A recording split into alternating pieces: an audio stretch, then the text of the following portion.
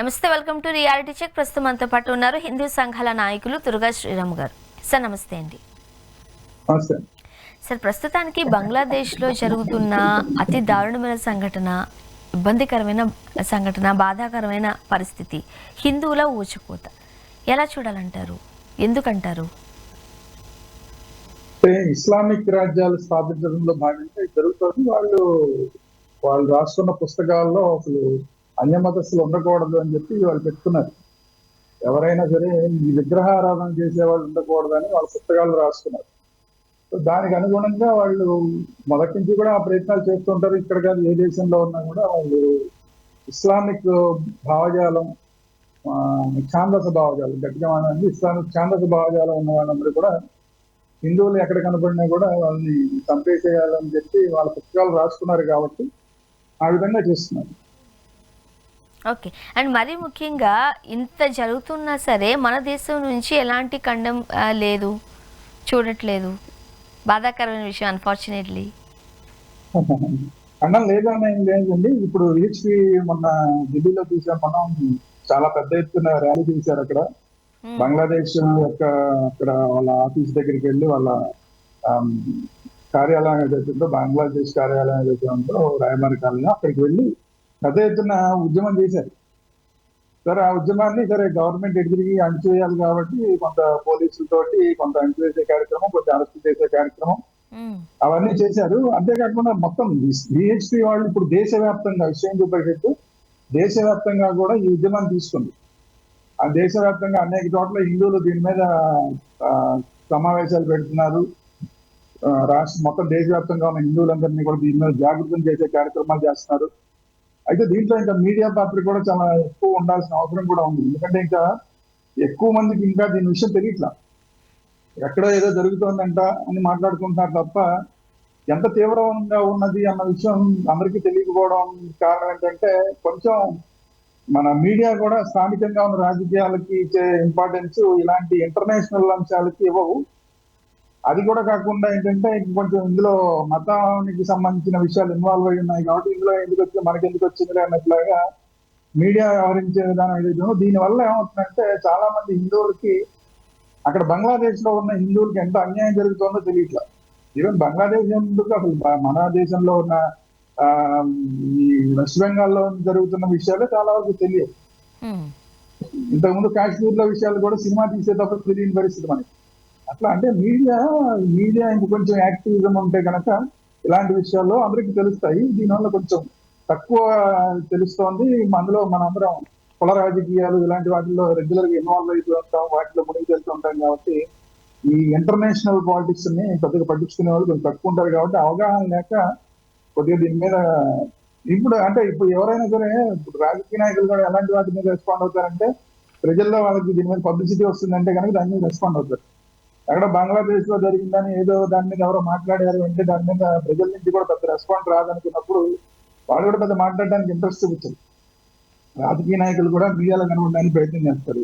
బంగ్లాదేశ్ మీద మాట్లాడితే పెద్దగా వీళ్ళ మొహాలు మీడియాలో కనబడే అవకాశం తక్కువ ఉంటుంది కాబట్టి ఎందుకులే మనం ఏ రాహుల్ గాంధీనో లేదంటే మోడీనో తిడితేనో, లేదంటే ఇక్కడ రేవంత్ రెడ్డినో లేదంటే కేసీఆర్నో ఎవరో ఒకరిని తిడితేనో, లేదంటే జగన్మోహన్ రెడ్డినో చంద్రబాబునో పవన్ కళ్యాణ్ తిడితేనో ఇది మనకి కొంచెం పబ్లిసిటీ వస్తుంది, దాని మీద మాట్లాడడానికి పెట్టింది.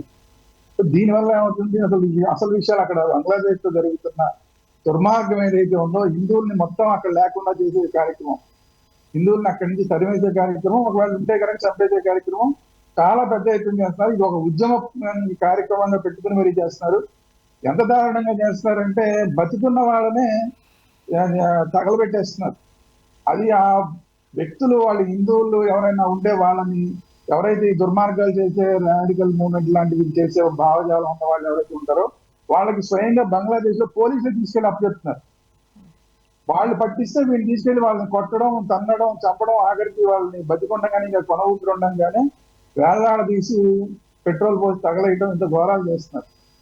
ఇది ఒకటి కాదు, రెండు కాదు, వరుసపెట్టి జరుగుతున్నాయి.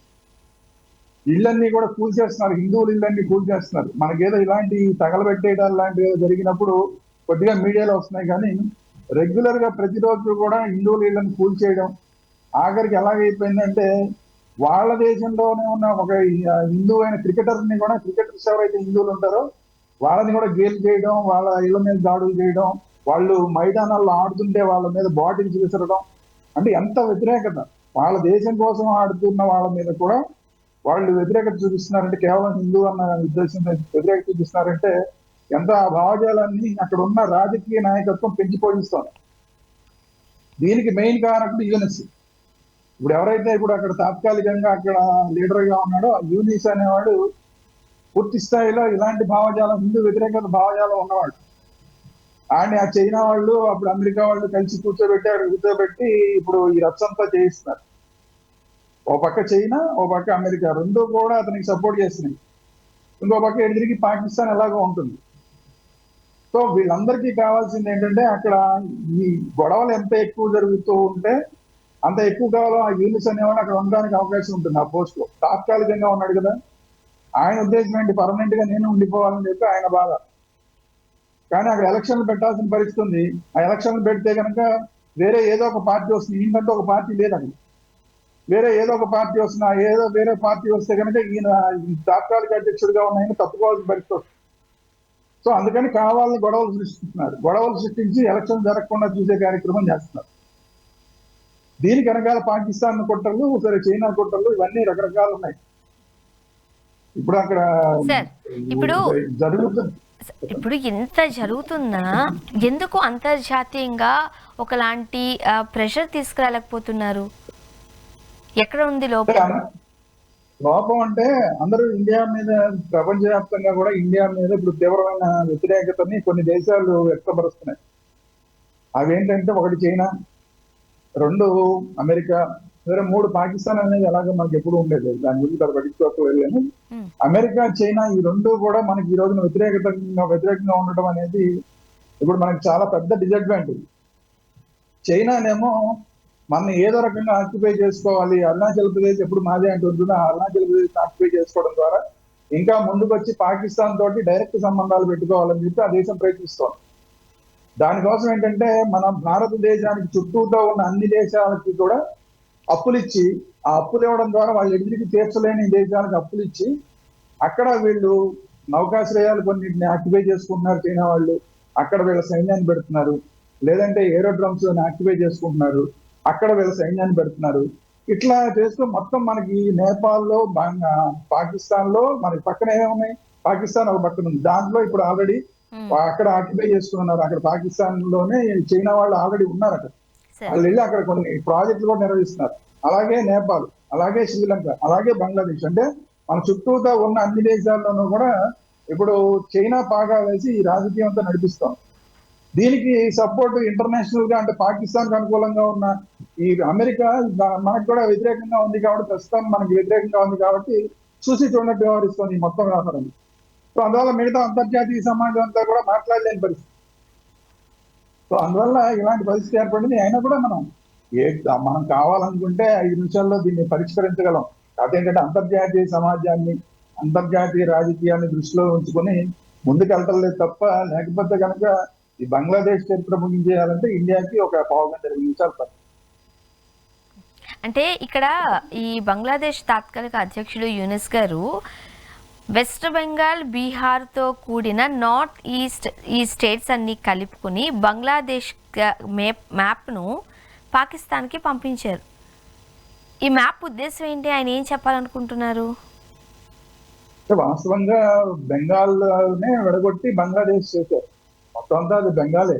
మన దేశంలో ఉన్న బెంగాల్ని సగానికి విడగొట్టి ఒకటి వెస్ట్ బెంగాల్, ఒకటి ఈస్ట్ బెంగాల్. ఈస్ట్ బెంగాల్ అంతా కూడా ఇప్పుడు బంగ్లాదేశ్ అయింది. సో అంటే వాళ్ళ ఉద్దేశం ఏంటంటే ఈ బెంగాల్ మొత్తం మందే అని. వాళ్ళు బెంగాలీ మాట్లాడే వాళ్ళు కదా, అందరూ ఉన్న బెంగాలీ మాట్లాడే వాళ్ళు కదా అక్కడ ఉన్నారు. సో ఈ బెంగాల్ అంతా మాదే. ఈ బీహార్ ని మనం ఇక్కడ చికెన్ నెక్ అని, సిలిగుడి దగ్గర చికెన్ నెక్ అని ఉంటుంది. ఆ చికెన్ నెక్ అనేది ఒక 30 కిలోమీటర్లు, 27 సుమారు కిలోమీటర్లు ఒక ప్రాంతం ఉంది. ఆ ప్రాంతం కనుక అడ్డు పెడితే 7 సిస్టర్స్ అని మనకి అక్కడ ఈశాన్య రాష్ట్రాలు ఉన్నాయి. ఆ ఈశాన్య రాష్ట్రాలను కట్ చేసుకుని మొత్తం అంతా కూడా వాళ్ళే ఆక్యుపై చేసుకోవాలని వాళ్ళ ఉద్దేశం. ఇంతకు ముందు ఏమనుకునే వాళ్ళు అంటే వాళ్ళు అది చైనాకి ఇద్దాం అనుకుని మొన్నటిదాకా ప్లాన్ చేశారు. ఆ 20 చైనా వాడి దగ్గరికి వెళ్ళి ఈ యూనిట్ గార్డ్ కూర్చొని చేసిన పని అదే. ఆ జిన్పింగ్ దగ్గరికి వెళ్ళి కూర్చొని మాట్లాడింది ఏంటి అంటే అక్కడ జస్ట్ చికెన్ నెక్ అనే ప్రాంతం ఉంది, అక్కడ 27 కిలోమీటర్లు కనుక మనం స్వాధీనం చేసుకుంటే మీకు అదంతా ఇచ్చేస్తాం. ఆ 7 సిస్టర్స్ ఏవైతే సిక్కిం, ఆ తర్వాత అరుణాచల్ ప్రదేశ్, ఇంకా మేఘాలయ ఇవన్నీ ఉన్నాయి కదా, అవన్నీ కూడా మీరు కలిపేసుకోవచ్చు అని మాట్లాడొచ్చాడు. ఇప్పుడు ఏమంటున్నాడు, దాన్ని మొత్తాన్ని కలిపేసి మొత్తం ఈ బంగ్లాదేశ్ అంటే అఖండ అఖండ బంగ్లాదేశ్ అని చెప్పి ఒక మ్యాప్ తయారు చేసి, ఇది పాకిస్తాన్ తీసి ఇది మనం కలిసిపోదాం అని చెప్పి ఇప్పుడు పాకిస్తాన్ వాళ్ళతోటి వాళ్ళు ఈ వ్యవహారాలన్నీ నడిపిస్తారు. పాకిస్తాన్కి ఇంట్రెస్ట్ ఏంటి? పాకిస్తాన్కి ఎప్పటి నుంచో అది పాకిస్తాన్, ఒకప్పుడు పాకిస్తాన్ బంగ్లాదేశ్ అనేది మనమే విడదీసి బంగ్లాదేశ్ పాకిస్తాన్ గా మార్చాం. సో అది ఎలాగే మందే కాబట్టి ఆ మొత్తాన్ని వాళ్ళు లాగేసుకుందామని పాకిస్తాన్ ప్రయత్నాలు చేసుకుంటుంది. సో అందువల్ల ఏంటంటే ఇలాంటి పనికిమాలిన సన్నాసులు, యూనిట్ లాంటి సన్నాసులు కొంతమంది వచ్చినప్పుడు ఇదే సందు అదే సందు అని చెప్పి ఎలాగోలా రాజకీయం చేసి దాన్ని లాక్కోవాలని పాకిస్తాన్ ప్రయత్నం చేస్తాం. ఒక పక్క పాకిస్తాన్ బంగ్లాదేశ్ లాక్కోవాలని ప్రయత్నం చేస్తుంది, ఒక పక్కనేమో చైనా బంగ్లాదేశ్ లాక్కోవాలని ప్రయత్నిస్తుంది. ఈ యూనిస్ ఏమో ఇదంతా నాకెందుకు, నేను బతికినంత కాలం నేను ఇక్కడ అధ్యక్షుడిగా ఉంటే చాలు, బంగ్లాదేశ్ ఎడిపోతే నాకెందుకు అని చెప్పి అతనేమో ఈ హిందూ వ్యతిరేకత రాజకీయాలన్నింటి రెచ్చగొట్టి అక్కడ హిందువుల మీద దాడులు చేయించే కార్యక్రమం అతను చేస్తుంది. సో ఇప్పుడు మొత్తం ఈ వ్యవహారం ఏంటంటే రాబోయే ఫిబ్రవరిలో ఎన్నికలు ఉన్నాయి కదా, ఫిబ్రవరి ఎన్నికల్లో ఎవరు గెలుస్తారు, అసలు ఎన్నికలు జరుగుతాయా, దాని మీద మొత్తం ఈ బంగ్లాదేశ్ వ్యవహారం అంతా కూడా ఆధారపడి ఉంటుంది. సరే ఇప్పుడు ఎలాగో మనం ఎలాగా షేక్ హసీనాని మనం ఇక్కడ పెట్టుకున్నాం కాబట్టి ఆమెకి మనం ఆశ్రయం ఇచ్చాం. ఆవిడ పార్టీ అవామీ లీగ్ పార్టీని ఎడిదికి యూనిస్ అనే ఆయన అసలు బ్యాన్ చేశాడు అక్కడ ఎన్నికల్లో నిలబడకుండా. నిలబడితే వాళ్ళే గెలుస్తారు, వాళ్ళు గెలిస్తే మళ్ళీ ఇండియాకి అనుకూలం అవుతుంది. షేక్ హసీనా ఇండియాకి ఎప్పుడు అనుకూలంగా ఉంటుంది. సో అలా ఇండియాకి అనుకూలంగా ఉండే వాళ్ళు గెలవకూడదన్న ఉద్దేశంతో ఆవిడ పార్టీ అవామీ లీగ్ ని మొత్తానికి బ్యాన్ చేస్తాడు, ఎన్నికల్లో పార్టిసిపేట్ చేయకుండా. ఇక మిగిలింది అక్కడ ఏంటి, ఖలీదా జియా పార్టీ ఉంది. Khaleda Zia party BNP, Bangladesh national party ఉంది. ఆ ఖలీదా జియా అనే ఆవిడేమో ఆవిడ ఇప్పుడు చావు బతుకుల మధ్య ఉంది. ఆవిడ వయసు అయిపోయింది, చావు బతుకుల మధ్య ఉంది. ఆవిడ ఇవాళ పోతుందా రేపొద్దున అన్న పరిస్థితిలో ఉంది ఆవిడ.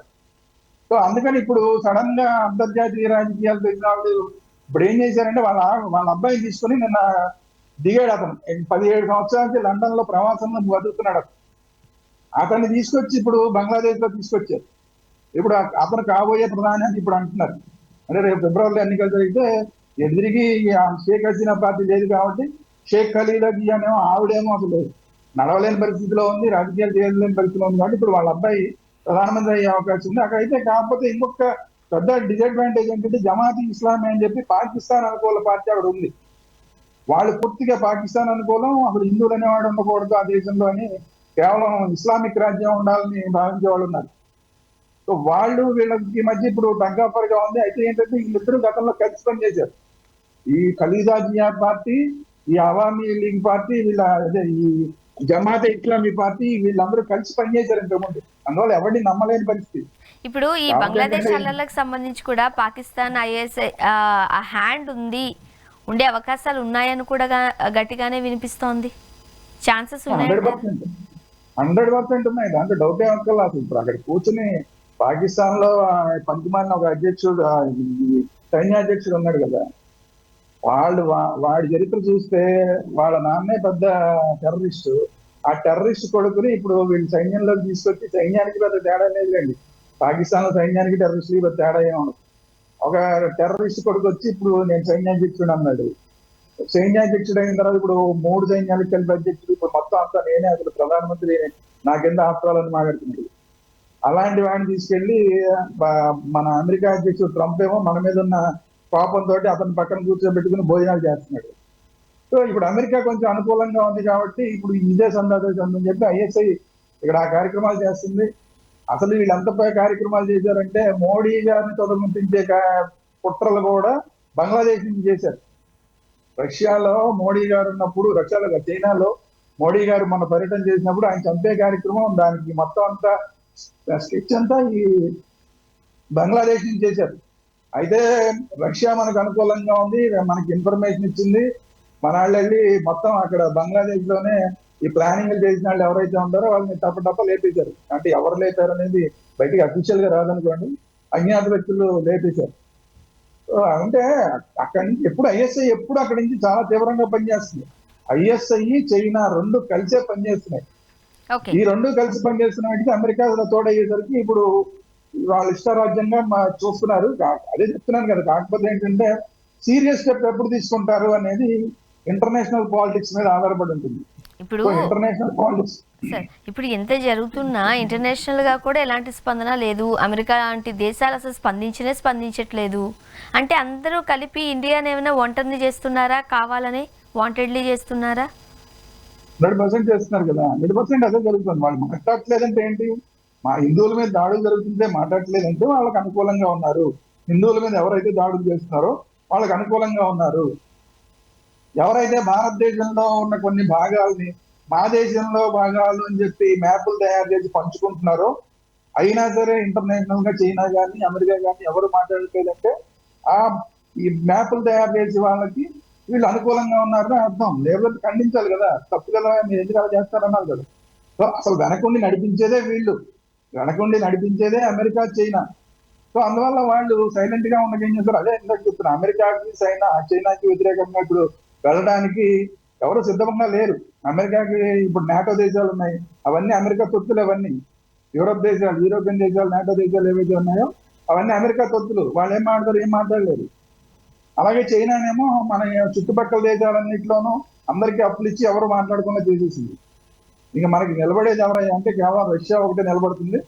రష్యా వాళ్ళు ఆల్రెడీ వార్నింగ్ ఇచ్చారు, ఇండియా జోలికి వస్తే ఊరుకోమని చెప్పి. అసలు ఇండియా జోలికి వస్తే వాళ్ళు రావాల్సిన పని లేదు. కానీ కాదు, ఇంటర్నేషనల్ గా మిగతా వాళ్ళని కంట్రోల్ చేయడానికి మనకి రష్యా ఉపయోగపడుతుంది. బంగ్లాదేశ్ ని 10 నిమిషాల్లో మనం సఫా చేసేస్తాం, అంత విషయం కాదు. కానీ మనకి కాదు, ఇంటర్నేషనల్ గా మన మీద ప్రెజర్ రాకుండా చూడడానికి రష్యా మనకి పనికొస్తుంది. ఆ పని మాత్రం ఖచ్చితంగా రష్యా చేస్తుంది. అంతవరకు మనం రష్యాకి మనం థ్యాంక్స్ చెప్పుకోవచ్చు. ఇప్పుడు ఇండియా చుట్టూ ఉన్న పొరుగు దేశాలు పాకిస్తాన్, చైనా ఎప్పటి నుంచో వాళ్ళకి మనకి పడదు, సరే వదిలిపెట్టేద్దాం. ఇక పక్కనున్న శ్రీలంక కావచ్చు, నేపాల్ కావచ్చు, ఇప్పుడు బంగ్లాదేశ్, వీళ్ళు ఎందుకు ఇండియా మీద ఒంటి కాలుపై లేస్తున్నారు? అంటే ఇస్లామిక్ స్టేట్ చేయాలనేది బంగ్లాదేశ్ ఉద్దేశం కూడా. కాబట్టి బంగ్లాదేశ్ అసలు వాళ్ళకి సృష్టించిందే మనం. కానీ వాళ్ళ కృతజ్ఞత లేదు, బంగ్లాదేశ్ వాళ్ళకి మాకు కృతజ్ఞత లేదు. వాళ్ళు పాకిస్తాన్ నుంచి విడిపోదాం, పాకిస్తాన్ వాళ్ళు వీళ్ళని ఒక సెకండరీ గ్రేడ్ పౌరుల్లో చూసేవాళ్ళు. పాకిస్తాన్ ఇది పాకిస్తానే, అది పాకిస్తానే. అదేమో వెస్ట్ పాకిస్తాన్, ఇది ఈస్ట్ పాకిస్తాన్. ఈ ఈస్ట్ పాకిస్తాన్ లో ఉన్న ముస్లింలను కూడా అసలు మనుషుల కింద లెక్క చూసేవాళ్ళు కాదు. కొన్ని వేల మందిని చంపేశారు, హిందువుల్ని ముస్లింని కలిపి చంపేశారు. అది అవన్నీ చూసిన తర్వాతనే మనం వీళ్ళకి సహాయం చేసి వీళ్ళ దేశాన్ని వీళ్ళకి వచ్చేలా చేశాం. ఆ కృతజ్ఞత కూడా ఈ రోజు బంగ్లాదేశ్ లో ఉన్న ముస్లింలు ఎవరికి లేదు. మనం వాళ్ళ పుట్టుకే మనం కారణం అయితే అమ్మ పాలు దాగి రొమ్ము గుర్తారంటారు చూసారా, అలా తయారయ్యారు.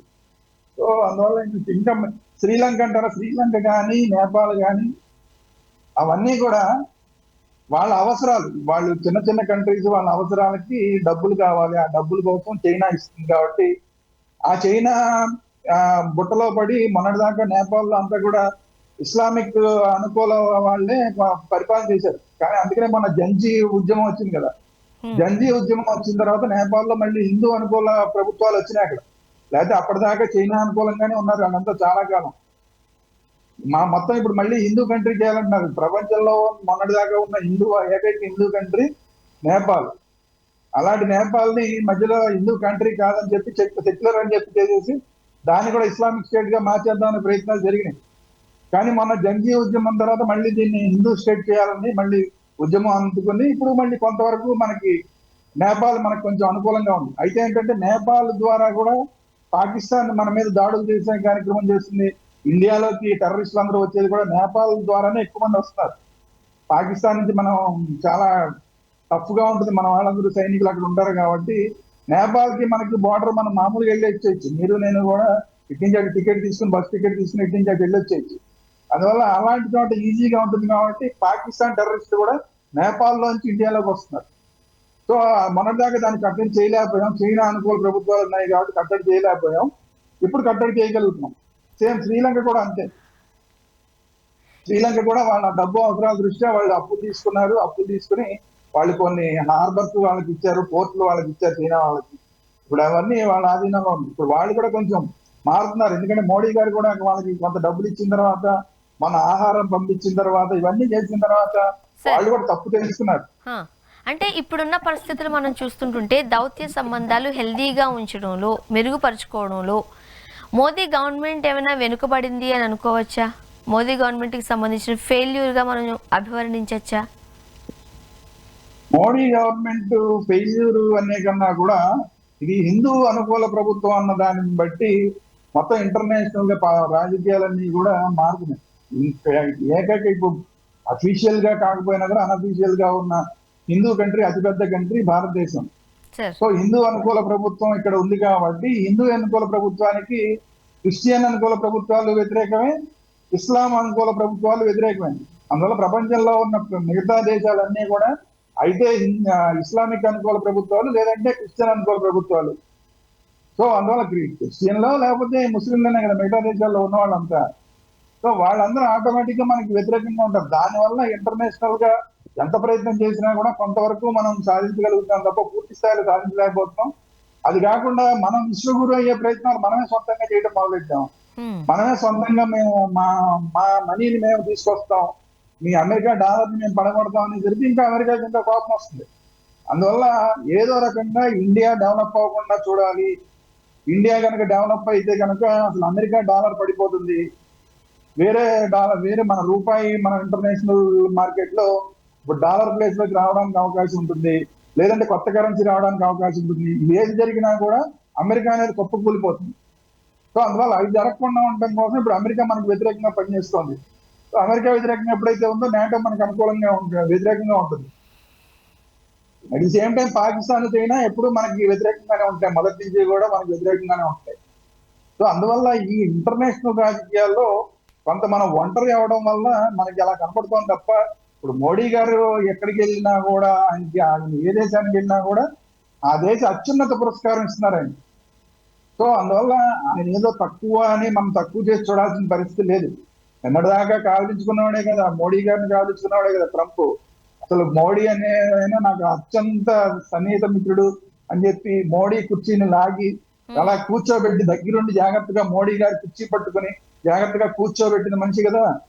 సో ఇంటర్నేషనల్ రాజకీయాల వల్ల ఇలాంటి ఇబ్బందులు వస్తున్నాయి తప్ప అది మోడీ ఫెయిల్యూర్ అనడానికి అయితే అవకాశం లేదు. మోడీని వీక్ చేయడానికి చాలా ప్రయత్నాలు చేస్తారు, మోడీ ఫెయిల్యూర్ కాదు. ఇప్పుడు ఇది ఒకటి చెప్పండి, పాకిస్తాన్కి సంబంధించి పాలస్తీనాకి సంబంధించి ఇజ్రాయెల్కి సంబంధించి ఇష్యూస్ నడిచినప్పుడు సెలబ్రిటీస్ అందరూ ఏదో ఒక పోస్ట్ పెట్టారు, ఓకే. బట్ ఇప్పుడు ఎందుకు ఒక్కరు కూడా స్పందించట్లేదు? ఈ సూడో సెక్యులరిజంకి సంబంధించిన వాళ్ళు కూడా వాళ్ళ అభిప్రాయాన్ని వాళ్ళు తెలియచేశారు సోషల్ మీడియా వేదికగా. ఇప్పుడు ఎందుకు మాట్లాడట్లేదు? ఇక్కడ వాళ్ళ గురించి మాట్లాడేటప్పుడు మళ్ళీ మనం మన మీడియా గురించి మాట్లాడుకోవాలి. అంటే మన మీడియా కాదు, నేషనల్ మీడియాలో ఎక్కువ శాతం మీడియా వాళ్ళకి ఇంత ముందు వరకు కూడా ఫండింగ్ అంతా కూడా ఇస్లామిక్ స్టేట్స్ నుంచి జరుగుతుండేది. ఫండింగ్ వాళ్ళ డబ్బులతోటి ఇక్కడ నడిపిస్తూ ఉండేవాళ్ళు ఛానల్స్.